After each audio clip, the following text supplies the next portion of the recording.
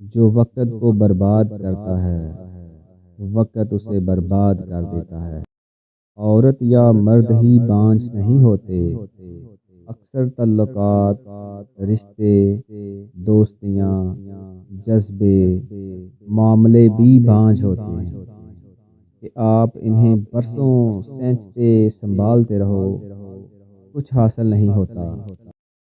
مخالف کو جنگ اور دلیل کے میدان میں شکست دینا بھی کامیابی ہے، مگر اسے اخلاق کے میدان میں شکست دینا زیادہ بڑی کامیابی ہے۔ حق کا اعتراف اتنی بڑی نیکی ہے کہ اس کا بدلہ جنت کے سوا کچھ نہیں، مگر اکثر لوگ اپنے تعصبات کی بنا پر اس نیکی سے محروم ہو جاتے ہیں۔ عورت کی سب سے قیمتی چیز اس کا جاننے کا احساس یا خواہش ہے۔ وہ سب کچھ سہ لینے جگر رکھتی ہے، مگر کوئی اس کی محبت یا وفا کو نظر انداز کر دے، یہ اس کی برداشت سے باہر ہو جاتا ہے۔